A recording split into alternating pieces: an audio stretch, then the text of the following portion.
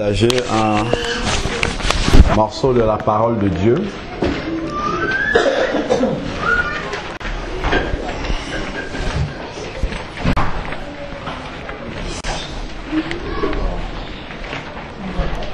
Sachant que Dieu est celui qui donne par la naissance et il est également celui qui décide souverainement du départ. Il est vrai que nous sommes abattus, nous sommes dépassés par ce que nous traversons. Mais au-delà de cela, il y a un message de rappel de la part du Seigneur. Notre maman qui part à 62 ans a eu 62 années de cadeaux, de vie que le Seigneur lui a donné. Exactement comme à chacun d'entre nous, il a fait don de la vie. Mais Dieu ne nous a pas donné cette vie-là pour la gaspiller, parce qu'il nous appelle au moment où il décide de nous rappeler à pouvoir lui rendre des comptes par rapport à la vie que nous avons menée sur la terre. Nous pouvons être tristes pour ceux qui restent, mais il y a quelque chose qui est certain, c'est que nous tous, nous allons devoir y passer. Aujourd'hui, c'est le tour de maman. Je me rappelle que quand on était au Cameroun pour le deuil de ma maman, à moi, j'étais en train de prêcher comme ça et elle était assise là, comme vous êtes là, et elle écoutait ces paroles. Mais aujourd'hui, c'est son tour de rencontrer Dieu. Ce qui nous rappelle que chacun d'entre nous, un jour, d'autres personnes seront assis comme ça et nous serons à sa place. Donc, à partir de ce moment-là où nous avons compris que c'est quelque chose auquel nous n'allons pas échapper, nous devons nous y préparer. C'est la seule chose que nous pouvons faire. On ne peut pas éviter la mort. Il faut s'y préparer. Dieu décide souverainement de l'ordre dans lequel il reprend des personnes. Lorsque nous venons, il y a des cantiques qui passaient là en Bamoun. Si on prête attention aux paroles qu'il y a là-dedans, c'est vraiment très profond parce que ça nous rappelle la réalité de notre pèlerinage éphémère sur la terre. Parce que parfois, bien souvent même, nous sommes tellement enracinés dans notre quotidien de tous les jours, oubliant que Dieu peut souverainement décider de couper le souffle de vie en un instant. Je crois que peut-être certains d'entre nous ont déjà dû passer près de la mort, soit près d'un accident fatal, soit près d'une maladie qui aurait pu nous emporter, etc. Mais Dieu a décidé de nous accorder encore un supplément de jours sur la terre. Cela, ce n'est pas pour rien, c'est pour que nous puissions utiliser ce temps-là à nous rapprocher de lui. À nous rapprocher de lui, parce que la Bible déclare qu'il est réservé aux hommes de mourir une seule fois, après quoi vient le jugement. Chacun d'entre nous, nous allons devoir rencontrer Dieu. Et il y a deux manières de rencontrer Dieu. Il n'y a que deux, il n'y en a pas trois. Soit on le rencontre comme notre Seigneur et notre Sauveur, pour passer l'éternité avec lui, et pour cela il faut s'être préparé pendant qu'on est vivant, ou bien nous allons le rencontrer comme étant notre juge. C'est soit l'un, soit l'autre. Si pendant notre vivant nous avons vécu pour nous-mêmes, sans jamais nous intéresser au Seigneur, on va devoir le rencontrer comme notre juge pour rendre compte de notre vie. Mais si par contre nous avons pris le temps de rechercher ce Dieu-là qui nous donne gratuitement le souffle de vie tous les matins lorsqu'on se lève, et que nous avons fait la paix avec son Fils Jésus-Christ, là nous pouvons espérer passer l'éternité auprès de lui. C'est très important parce que la question de l'éternité n'est pas une question de quelques jours ou de quelques secondes, de quelques semaines. C'est une affaire d'ici 100 millions d'années, d'ici 1 milliard d'années. L'endroit où on va aller à l'instant où notre souffle s'arrête, c'est là où on va rester pour l'éternité. D'où c'est très, très, très important les choses que nous sommes en train de dire là. Nous l'écoutons collectivement, mais chacun va devoir en rendre compte individuellement. Parce que si vous avez vu, Quand on creuse une tombe, la personne part toute seule. Même si on l'aime n'importe comment, on ne peut pas entrer dans la tombe avec la personne. Et d'ailleurs, même si on entre dans la tombe, chacun prend sa direction en fonction de la direction qu'il a choisie quand il était vivant. Dieu ne nous envoie pas aléatoirement au ciel ou en enfer, non. Il nous envoie là où nous avons décidé d'aller pendant notre vie. C'est très, très important. Je vais lire un petit texte dans Luc 16 qui nous rappelle la réalité de ce que nous sommes en train de dire là. Luc 16, à partir du verset 19, nous parle de l'histoire d'un homme riche et d'un pauvre qui s'appelait Lazare. Il nous dit ici, il y avait un homme riche qui était vêtu de pourpre et de fin lin et chaque jour menait joyeuse et brillante vie. Un pauvre couvert d'ulcères du nom de Lazare était couché à son portail et il aurait désiré se rassasier de ce qui tombait de la table du riche. Même les chiens venaient lécher ses ulcères. Le pauvre mourut et fut porté par les anges vers le sein d'Abraham. C'est dans la présence de Dieu. Le riche également mourut et fut enseveli. Probablement avec des obsèques. C'est un riche. Probablement avec des obsèques, comme on dit, entre guillemets, présidentielles. Des obsèques, pompeuses. Mais Dieu n'est pas influencé par ça. La Bible nous dit ici là que Lazare est mort et les anges sont venus le porter. Probablement il n'a même pas eu d'obsèques. C'est peut-être quelqu'un qu'on a balancé comme ça dans une fosse commune. Mais l'accueil dans le ciel est complètement différent. Ce n'est pas la manière dont on célèbre le départ ici là sur la terre qui va dire la manière dont Dieu va nous accueillir là-bas après. On peut avoir de grands funérailles, mais ne pas hériter du royaume des cieux. C'est fort possible. Donc ici, dans le séjour des morts maintenant, c'est ce que nous appelons l'enfer. Le riche leva les yeux et en proie au tourment. C'est Jésus qui raconte cette histoire-ci. Donc ce n'est pas quelque chose qui est parachuté comme ça, c'est quelque chose de réel. Le riche est parti dans un lieu de tourment que nous appelons l'enfer. Il vit de loin Abraham et Lazare. Donc nous voyons que il y a déjà une séparation entre le riche et Lazare. Lazare venait pour manger les miettes qui tombaient de la table du riche pendant sa vie. Il était à côté du riche, mais immédiatement, lorsqu'ils sont morts, tous les deux, il y a une grande séparation parce que chacun va là où il a choisi. Le riche ne se retrouve pas en enfer parce qu'il est riche. La richesse n'est pas un problème. Mais le problème, c'est le premier verset là. Il y avait un homme riche qui était vêtu de pourpre et de fin lin et qui, chaque jour, menait joyeuse et brillante vie. Le problème, il est là. Le problème, c'est qu'il était dans son opulence et n'avait aucune pensée pour Dieu. Il vivait dans l'insouciance de la mort. La Bible nous dit qu'il menait une joyeuse et brillante vie tous les jours. Cela ne lui venait pas à l'esprit que tout ce que tu es en train de vivre là, à un moment donné, Dieu va dire stop, c'est le moment de venir rendre des comptes.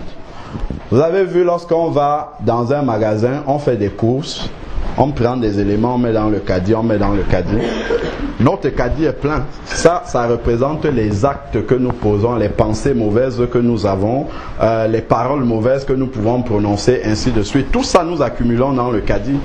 Mais seulement quand ton caddie est rempli, tu ne peux pas sortir par la caisse sans achat.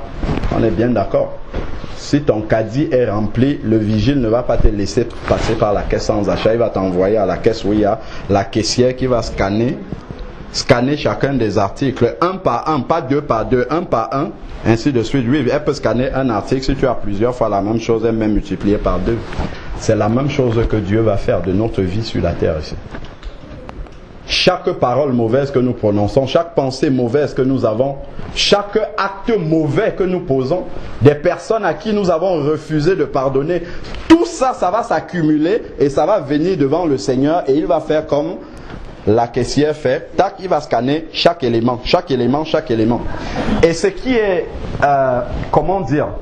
frappant, c'est que la Bible nous dit dans Romains 6, verset 23, que le salaire du péché, c'est la mort.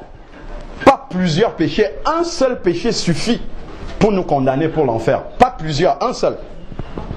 Pourquoi? Parce que Dieu est totalement saint. Le ciel est saint et ceux qui doivent entrer dans le ciel doivent être complètement saints.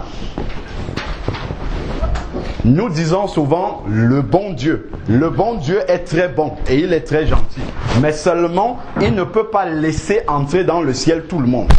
On a chanté là, il viendra nous prendre et nous serons au ciel avec lui. Quel ami fidèle et tendre. Mais si vous avez vu la suite de ce cantique-là, de cette strophe du cantique, il est dit, suivons dans l'étroite voie. Donc c'est en suivant l'étroite voie que nous aurons la grâce de pouvoir aller au ciel avec lui. Le royaume des cieux est comme la maison d'une personne très gentille, très hospitalière, qui reçoit tout le monde chez elle. Imaginons-nous quelqu'un qui a un tel bon cœur et il y a une personne qui sonne à sa porte. Et quand il se dirige pour aller accueillir cette personne-là lui dit, je viens, comme tout le reste qui sont déjà chez toi, je viens pour également rester avec toi chez toi. Le monsieur, très gentil, très bon, comme nous disons le bon Dieu, ouvre sa porte et il lui dit, vas-y, rentre, il y a déjà beaucoup de personnes à l'intérieur. Mais seulement avant de franchir le seuil de la porte du bon monsieur, cette personne-là lui dit, je tiens à te prévenir que je suis atteint de la fièvre Ebola. Et je suis hyper contagieux. Avec toute la bonté de cette personne-là qui reçoit habituellement tout le monde chez lui, je crois qu'il va lui dire le bon sens pour chacun d'entre nous. J'aurais bien voulu te recevoir ici, mais je suis navré parce que à cause de la fièvre Ebola que tu as, tu vas contaminer tous ceux qui sont déjà là. Et donc, pour protéger ceux qui sont déjà là, pour une première fois, cette personne-là va refuser l'accès à quelqu'un dans sa maison parce qu'elle est infectée par une maladie contagieuse. C'est la même chose avec Dieu. Le péché est une maladie contagieuse. Et Dieu ne peut pas admettre dans sa présence, qui est saint, le ciel, quelqu'un qui est un pécheur. Ce n'est pas possible. Il faut avoir 0 péché pour entrer dans le ciel. Parce que Dieu est totalement saint. Qu'est-ce que ça veut dire? Est-ce que vous connaissez une seule personne sur la terre qui est sans péché? Ça n'existe pas. Alors qu'à cause d'un péché, personne ne peut entrer au ciel. Voilà pourquoi nous avons tous impérativement besoin de quelqu'un qui lui est saint, qu'il nous donne sa sainteté et que nous le recevons comme cadeau. Et là, nous pouvons entrer au ciel avec la sainteté de quelqu'un d'autre. Parce que nous, peu importe ce qu'on fait, la Bible dit, nous sommes tous pécheurs, sans exception sur la terre, et donc privés de la gloire de Dieu, c'est-à-dire privés du ciel. Mais Jésus-Christ est venu. Lui, il est saint, il est parfait. Et il est mort à la croix pour chacun d'entre nous, pour que nos péchés soient effacés, pour vider notre caddie. C'est ça que Jésus-Christ a fait. Il est mort à la croix pour que notre caddie soit vide et que nous puissions passer par la caisse sans achat et entrer au ciel, au lieu de passer par la caisse où Dieu est là lui-même et il scanne tout ce que nous avons fait dans notre vie. C'est ça que Jésus-Christ nous propose. c'est de vider complètement notre caddie, qu'il n'y ait plus rien là-dedans. Toutes nos mauvaises actions, toutes nos mauvaises œuvres, tous nos manques de pardon, tout ce que nous faisons qui ne glorifie pas Dieu, c'est ça qu'il nous propose. Mais lorsque le facteur arrive chez vous, il sonne là, il dit, voilà, Madame Guéni et Génie, j'ai un colis pour vous ici. Signez là et je vous donne le colis. Voilà, Eugénie est placée devant un choix. Soit elle signe et elle prend ce colis-là et elle pourra profiter de ce qu'il y a dedans. Soit elle dit au facteur, je n'en veux pas. Retourne avec ton colis, je ne signe pas. C'est exactement ce que Jésus-Christ a fait. Il est mort à la croix pour chacun d'entre nous, pour que notre caddie soit vide lorsque nous allons passer devant Dieu. Soit on l'accepte comme notre Seigneur et notre Sauveur et il vide notre caddie, soit on dit non, moi je n'en veux pas, je préfère que mon caddie soit plein et je vais passer devant Jésus, devant Dieu pour me justifier après. Sachant qu'il y a, on dit un seul article dans ce caddie là nous envoie directement en enfer. Le cadeau il est gratuit. Il faut accepter Jésus-Christ pour jouir du cadeau qu'il nous donne. Si on il est mort pour tout être humain et il n'a pas créé une religion. Pour tous les êtres humains. Parce que l'être humain par lui-même ne peut pas se sauver. Qui par ses propres efforts peut être saint sans aucun péché? Personne sur la terre ne peut se targuer d'arriver à ce résultat. Or, c'est ce résultat qu'il faut pour entrer au ciel. Voilà pourquoi nous avons besoin de la sainteté de Jésus-Christ. Le jour où tu dis, Seigneur, je veux me repentir, je veux demander pardon pour tous mes péchés et te recevoir dans ma vie comme le Seigneur de ma vie, c'est-à-dire que désormais je vais faire non plus ce que je veux. Le chant disait tout à l'heure, suivons dans l'étroite voie, c'est ça. Je ne vis plus pour moi-même, mais je vis pour Dieu. Je fais ce qui plaît à Dieu et non ce qui me plaît à moi-même. Je demande pardon pour mes péchés. Je reçois Jésus-Christ comme mon Seigneur et Sauveur et il balaie la doise de mes péchés. Il vide mon caddie en sorte que si Dieu m'appelle, je passe directement pour le ciel. C'est ça le seul chemin, il n'y en a pas d'autre. La Bible dit qu'il y a un seul nom qui a été donné par lequel les hommes peuvent être sauvés, c'est le nom de Jésus-Christ. Mais c'est pendant qu'on est vivant qu'on choisit. Une fois qu'on est parti, si on commence à prier pour la maman, là, ça ne change plus rien du tout. Parce qu'elle a fait son choix quand elle était vivante. Comme chacun d'entre nous, nous devons aussi faire notre choix pendant que nous sommes là. Après, ça va être trop tard. Il va falloir aller rencontrer le Seigneur, comme lui-même il dit, prépare-toi à la rencontre de ton Dieu. Donc, quand nous avons quelqu'un de cher comme ça qui nous quitte, c'est encore un rappel que le Seigneur nous donne en nous rappelant que fais attention. Les gens sont en train de partir autour de toi. Ce n'est pas parce que notre maman a 62 ans peut partir beaucoup plus tôt. Je crois que chacun d'entre nous ici connaît quelqu'un qui est moins âgé que lui qui est déjà parti. Je crois. Donc il n'y a pas d'âge. Dieu peut décider de nous appeler à tout moment. Mais il y a une chose que Dieu fait par amour, c'est que avant de nous rappeler, il s'arrange à ce que nous ayons entendu, ce que nous avons entendu là aujourd'hui. Et en entendant ce que nous avons entendu aujourd'hui, nous allons forcément faire un choix. Soit nous allons accepter Jésus-Christ à partir d'aujourd'hui et marcher comme il veut, soit nous allons dire, on verra ça plus tard. Donc nous avons déjà fait un choix. Même si on ne choisit pas, en fait, si on ne choisit pas, ça veut dire qu'on a rejeté Dieu. Et donc, nous devons aller devant lui avec notre caddie pour présenter les choses qui sont là-dedans. Donc, voilà vraiment le rappel que nous avons ici. Quand quelqu'un parle, la chose la plus importante qu'on doit se poser au-delà de la séparation qui est difficile, c'est où est-il allé? Quel était son rapport avec Jésus-Christ? Avait-il fait la paix ou était-il éloigné de Jésus-Christ? C'est ça qui est la chose la plus importante, parce que chacun d'entre nous, peu importe l'ordre que Dieu aura choisi, à un moment donné, il faudra partir pour rendre compte de sa vie.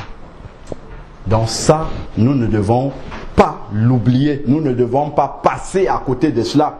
Si nous pleurons seulement et demain nous retournons dans notre vie comme avant, nous n'aurons pas compris qu'est-ce que Dieu est en train de nous rappeler au travers de tout cela. Mais c'est par amour encore qu'il nous rappelle ces choses, même si c'est difficile pour nous, c'est par amour qu'il nous rappelle ce message-là. Fais attention parce qu'un jour, tu vas devoir venir rendre des comptes pour ta vie. Et ce n'est pas devant les hommes qu'on rend des comptes. Parce que les hommes ne voient pas tout ce qui se passe derrière dans nos vies, dans l'ombre, dans l'obscurité. Mais sachons que si j'entre dans les toilettes et que j'éteins et que la pièce est complètement sombre, Dieu est avec moi là-bas. Il sait ce qui se passe. Et ce que je fais là-bas derrière, dans les toilettes éteintes, ça viendra aussi dans mon caddie et là ça sera à la lumière devant tout le monde. Donc on ne peut rien cacher à Dieu. Si on cache aux hommes, à Dieu on ne peut pas cacher. Commençons déjà la première chose. Quand nous devons demander pardon à Dieu pour nos péchés, la condition pour qu'il pardonne nos péchés, c'est que nous-mêmes nous ayons avant pardonné à ceux que nous avons offensés. Donc si nous avons des personnes dans notre cœur à qui nous n'avons pas pardonné, si Dieu nous prend comme il a pris la maman, là c'est impossible d'aller au ciel. Impossible. S'il y a une seule personne à qui on n'a pas pardonné, peu importe si c'est la personne qui a tort, Dieu ne peut pas nous accepter. Pourquoi? Parce que pour qu'il nous accepte, il faut qu'il nous pardonne à nous-mêmes nos péchés. Et il ne peut pas nous pardonner si nous n'avons pas pardonné aux autres. C'est ça la règle. Donc, si nous avons des difficultés à pardonner, il faut se mettre à genoux et pleurer devant Dieu et dire « Seigneur, je n'arrive pas à pardonner, aide-moi à pardonner. » Parce que c'est obligatoire pour aller au ciel.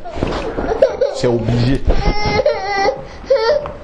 Donc, si on commence déjà par là, ça sera déjà un grand pas de préparation pour l'éternité.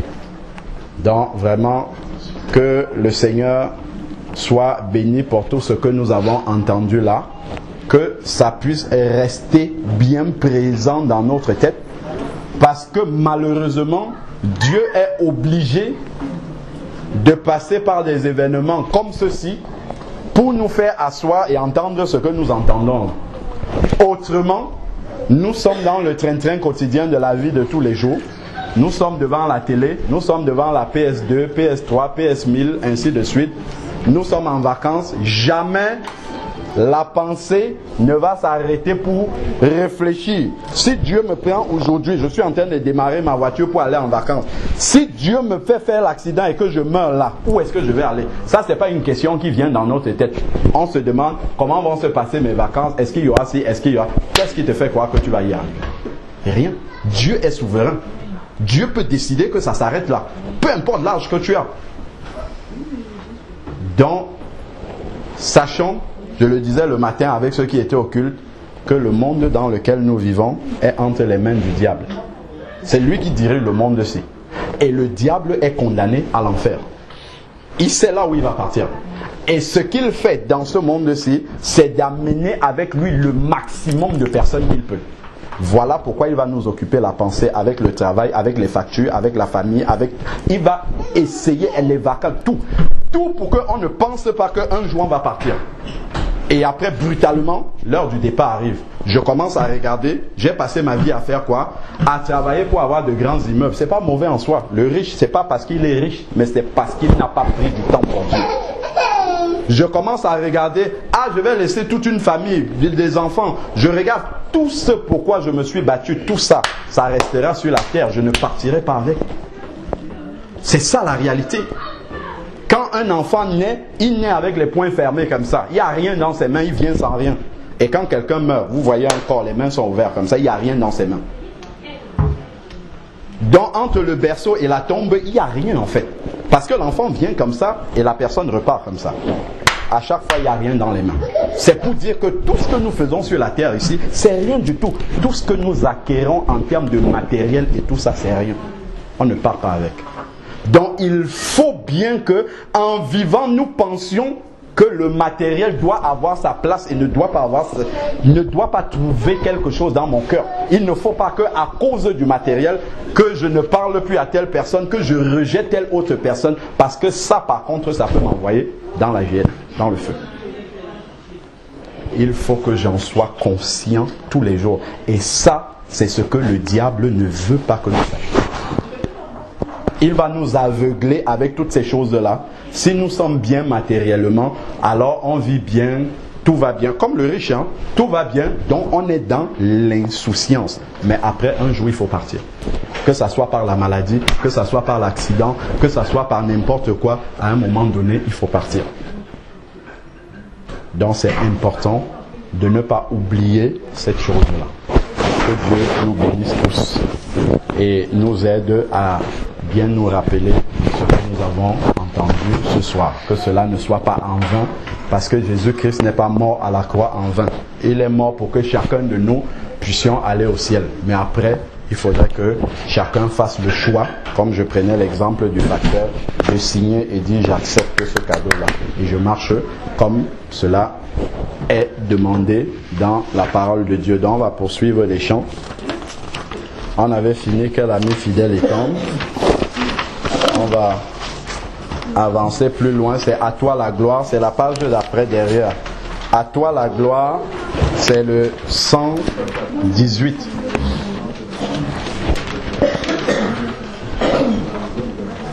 À toi la gloire, 118. À toi la gloire, ô ressuscité. À toi la victoire pour l'éternité. Brillant de lumière, l'ange est descendu. Il roule la pierre du tambour vaincu. À toi la gloire, à toi la gloire, ô ressuscité. À toi la victoire, à toi la victoire pour l'éternité.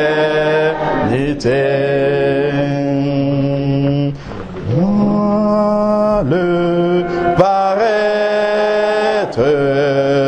c'est lui, c'est Jésus, ton sauveur, ton maître. Oh, ne doute plus, sois dans l'allégresse, peuple du Seigneur,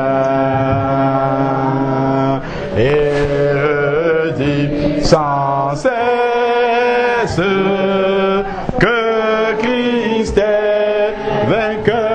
À toi la gloire, à toi la gloire, ô ressuscité. À toi la victoire, à toi la victoire pour l'éternité. Craindrai encore et vis à jamais celui que j'adore, le prince de paix. Il est ma victoire, mon puissant soutien, ma vie et ma gloire. Non, je ne crains rien. à toi la gloire, ô ressuscité, à toi la victoire, à toi la victoire, pour l'éternité. Craindrai-je encore? Il vit à jamais. Celui que j'adore, le prince de paix,